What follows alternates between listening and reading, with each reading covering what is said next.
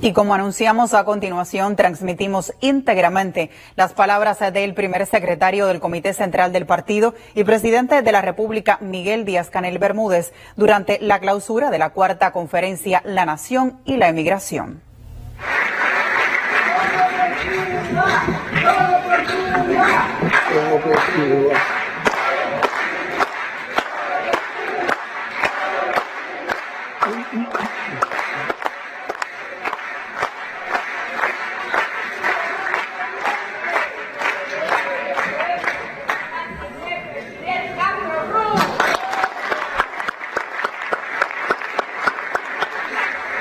Queridos compatriotas, realmente el sentimiento de la patria es fuerte. Esa frase de Fidel al final del encuentro con los muchachos de la brigada Antonio Maceo hace 46 años, podemos repetirla hoy aquí.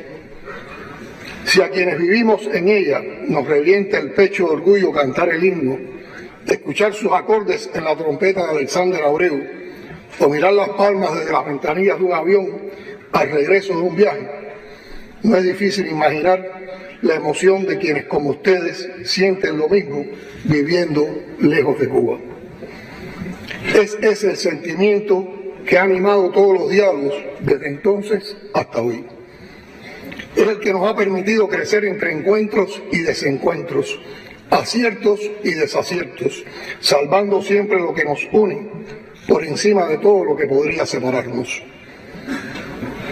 Y es lo que nos ha emocionado constantemente en estas jornadas de intercambio y deliberaciones, que por más actuales que sean en su contenido, activan la memoria y acrecientan la gratitud hacia quienes labraron con paciencia, fe y patriotismo el camino del diálogo, el respeto y el entendimiento cuando parecía imposible.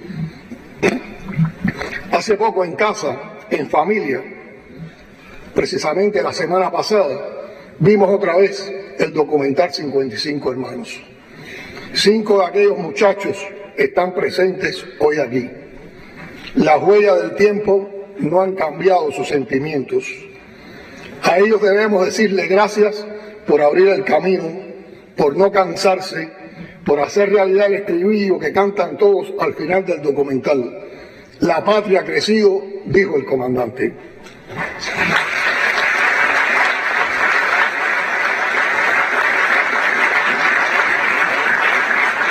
Aquel hermoso grupo de jóvenes compatriotas fue la avanzada de otros emigrados a los Estados Unidos que aceptaron la invitación de las autoridades cubanas para de conjunto participar en el diseño de un nuevo modelo de relación entre la nación y sus hijos radicados en el exterior, sobre la base del respeto irrestricto a la soberanía e independencia de Cuba.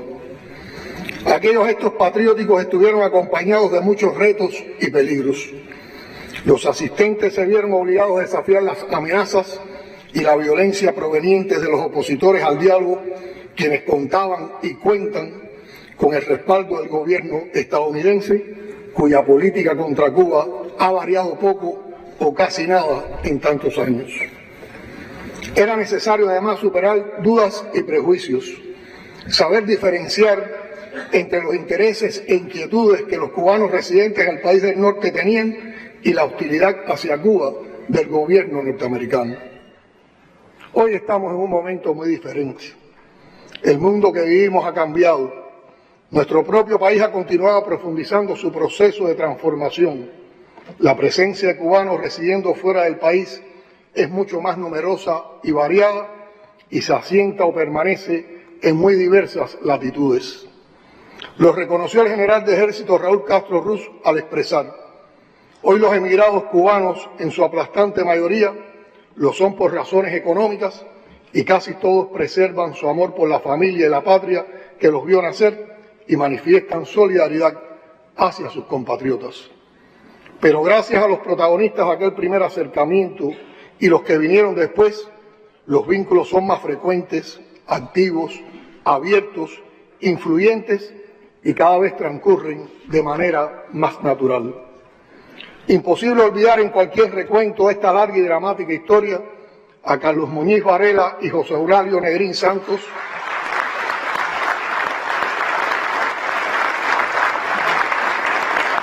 defensores del diálogo y de los vínculos con Cuba, vilmente asesinados por despiadados enemigos de la nación y de los lazos de sus hijos con ella.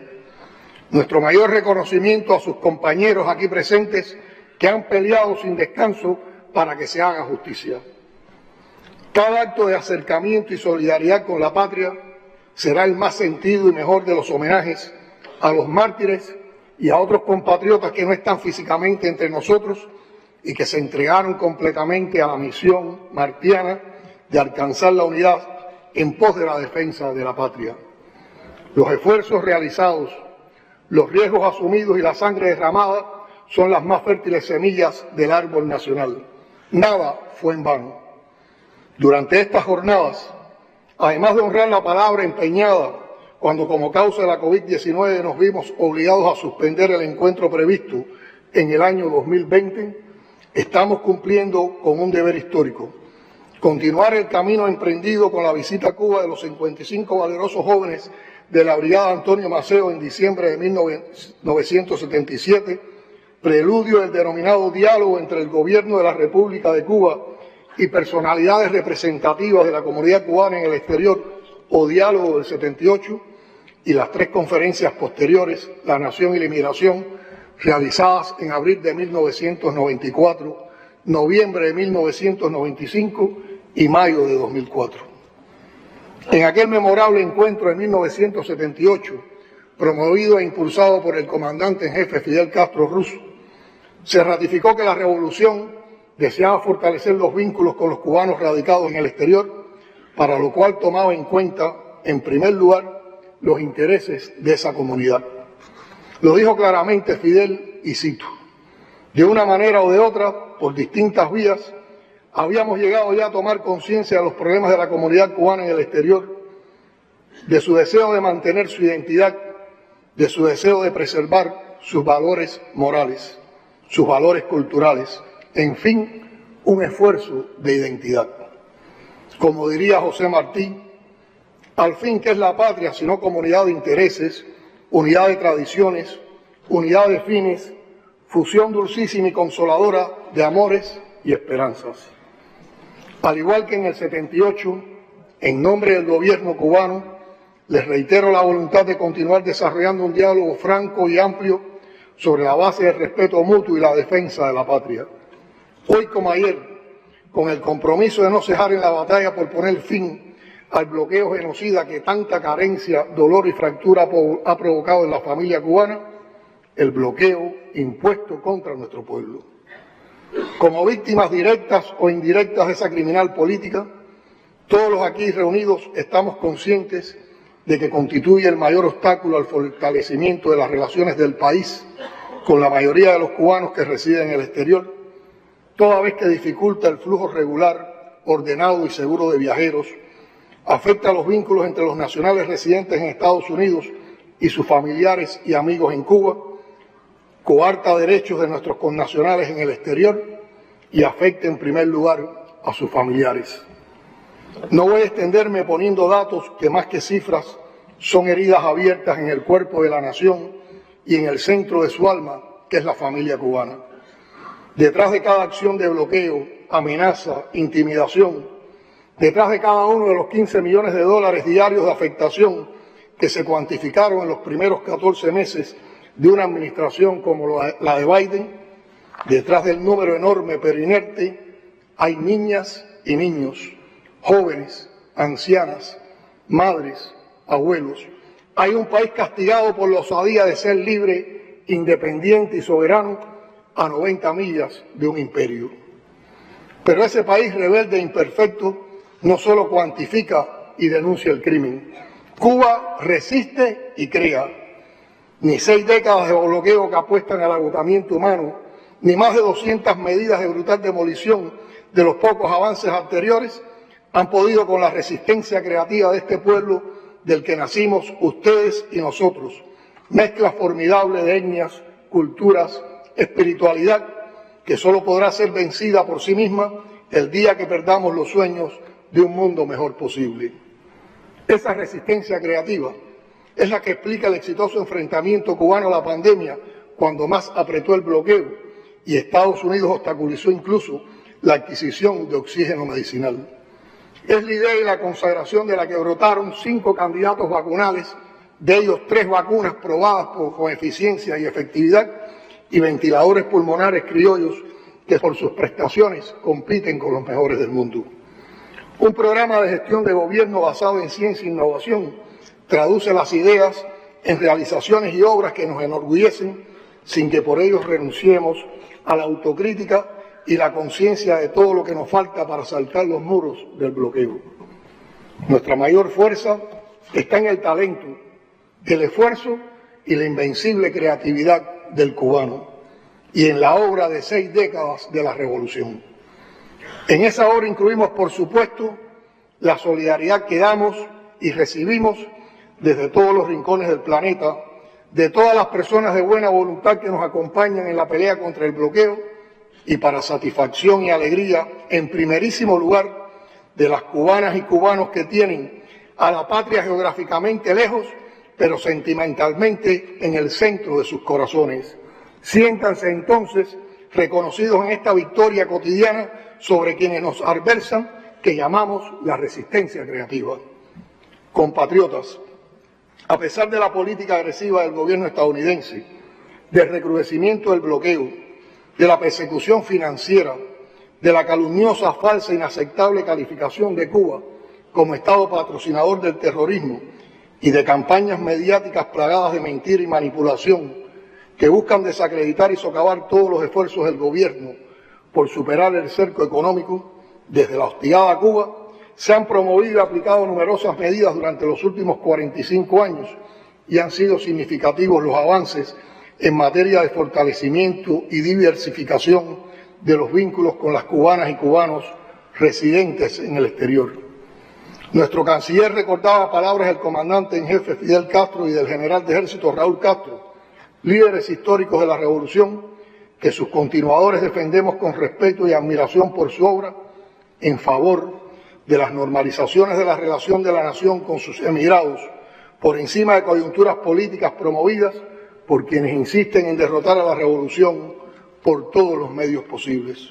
No voy a repetirlas.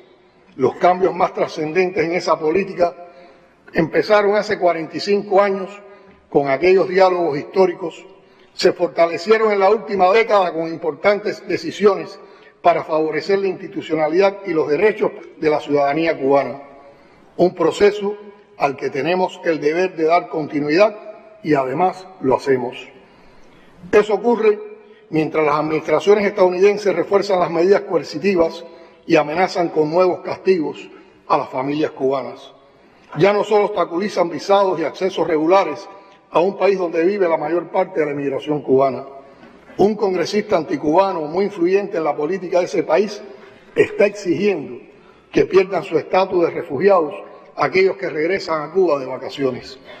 Pedirlo es el mayor mentiz a las campañas que politizan toda la inmigración cubana.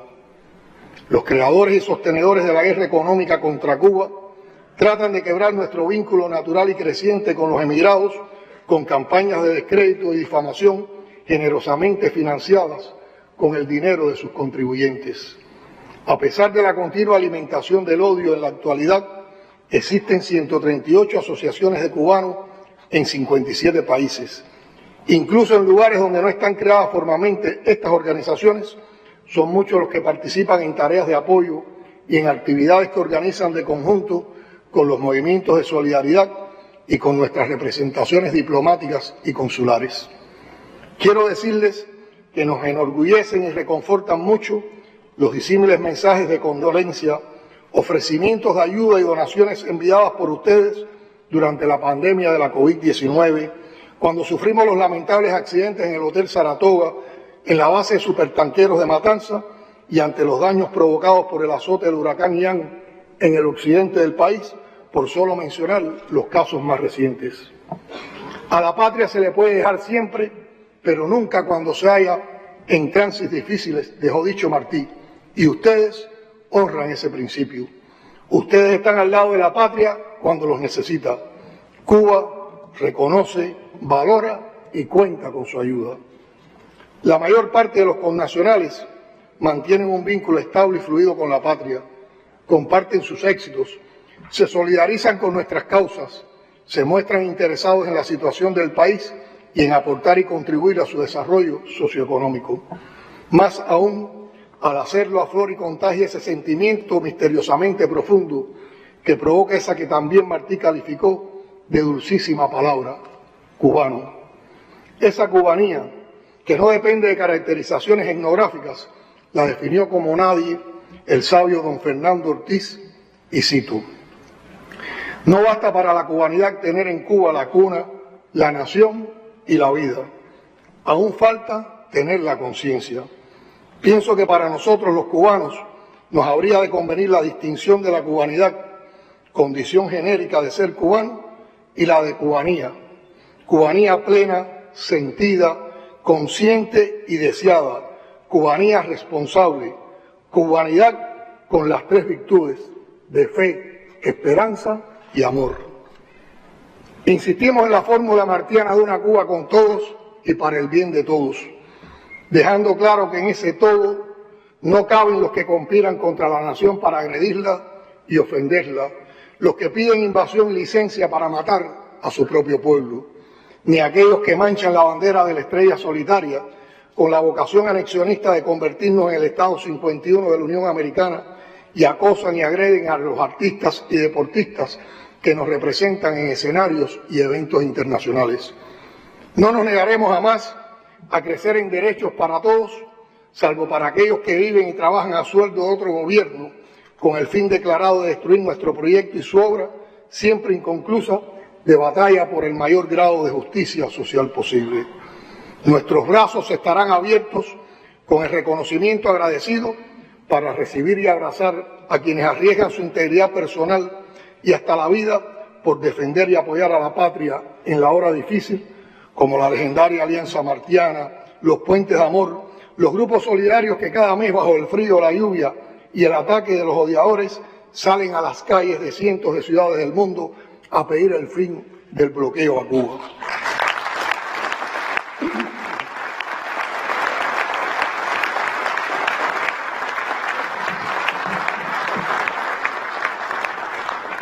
Podríamos decir, al observar lo que aquí se ha dicho y discutido, que esta conferencia nos ha permitido realizar un balance exhaustivo de lo logrado en el ámbito de los vínculos con los nacionales en el exterior e identificar las áreas en las que nos queda por trabajar de conjunto, pero más importante aún, constituye un nuevo punto de partida hacia metas superiores y por tanto más retadoras. Me atrevería a asegurar sin temor a equivocarme que todos los presentes en la sala compartimos la apreciación de que los vínculos entre Cuba y sus nacionales en el exterior atraviesan hoy uno de sus mejores momentos. El árbol plantado hace 45 años es fuerte, vigoroso y protector como una ceiba. Una de las virtudes de estos encuentros y del largo proceso iniciado en 1978 es que no depende de las relaciones, los contactos o incluso la opinión de otros gobiernos. Este es un ejercicio estrictamente cubano, entre cubanos y para los cubanos.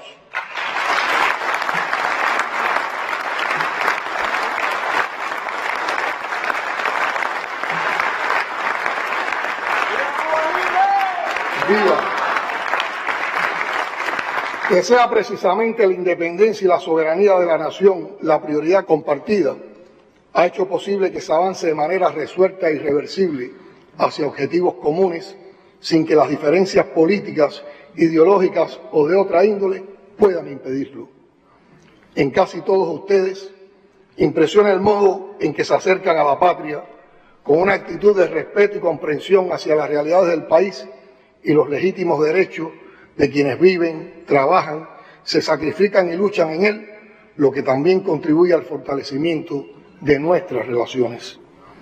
Espero que todas las presentaciones realizadas durante la conferencia permitieran, como nos propusimos, transmitirles de primera mano la percepción sobre los avances en el complejo universo de las relaciones entre la nación y sus emigrados y actualizarlos con franqueza sobre la realidad que hoy vive el país, del debate rico en ideas y matices que transcurrió tanto en el plenario como en los pasillos de convenciones o en los escenarios de las actividades colaterales, todos hemos aprendido. Eliminar el bloqueo, preservar las indiscutibles conquistas sociales, no volver a los horrores del pasado de explotación y sometimiento de la patria, han sido planteamientos fundamentales de amplia coincidencia entre los participantes que nos demuestran el patriotismo sincero que pervive en la comunidad cubana asentada en el exterior.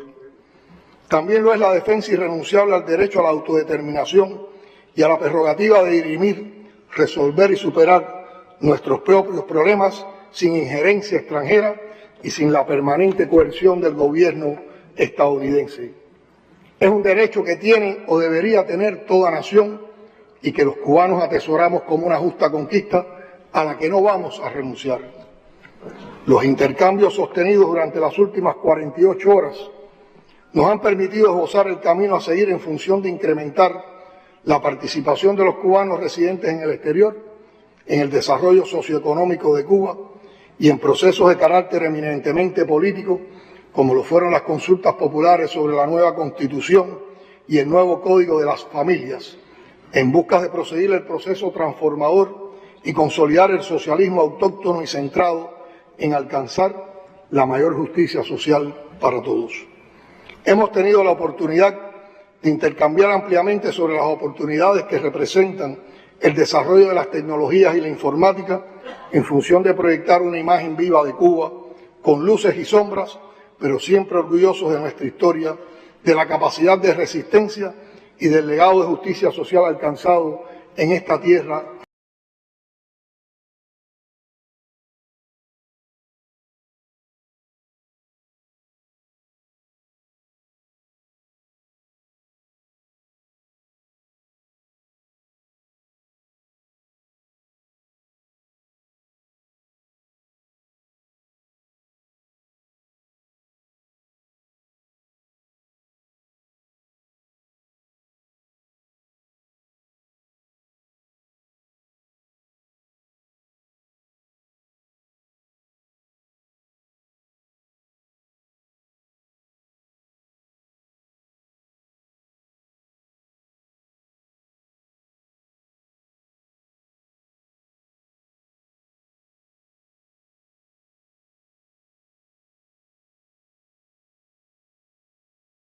Accidente u otra calamidad, nuestros funcionarios estuvieron allí y tienen la instrucción de acudir al auxilio de los cubanos que lo requieran.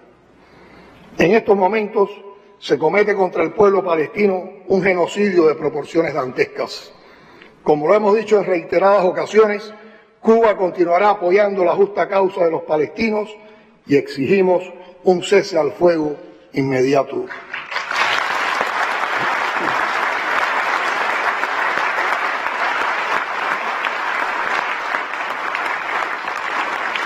Allí también tenemos cubanos que han formado familia y trabajan por esa nación. Compatriotas, permítanme evocar al querido Eusebio Leal, que tanto hizo por nuestra cultura y por la patria, cuando al referirse a aquellos que han decidido fijar su residencia en el exterior, expresó: yo no creo que por sí misma la migración tenga que ser considerada un evento estrictamente político. Lo que es un tema económico, un tema familiar o es un tema opcional. Los que han ido y han fundado y han creado tienen en su patria un punto de referencia, tienen una tumba a la que acudir, un pueblo al que volver, una madre a la cual besar, un niño a quien recuperar. Y es posible que los que vayan y no olviden nos extiendan la mano. Los que han de quedarse en otras tierras, como refirió el propio Eusebio en otra ocasión, tienen hijos que llevarán y multiplicarán en su corazón la sangre de Cuba y por generaciones repetirán el nombre breve y sonoro de la tierra donde nacieron sus padres y abuelos. En nombre de nuestro pueblo, les reitero que el compromiso de fortalecer los vínculos con los cubanos que viven en cualquier latitud del mundo es invariable y es irreversible.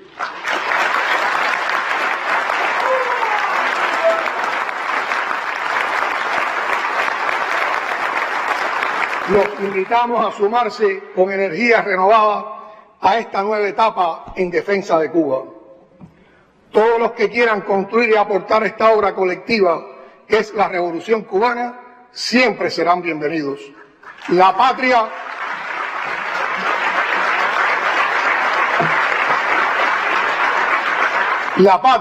somos todos y con ustedes crece. ¡Viva Cuba libre, independiente y soberana! Muchas gracias.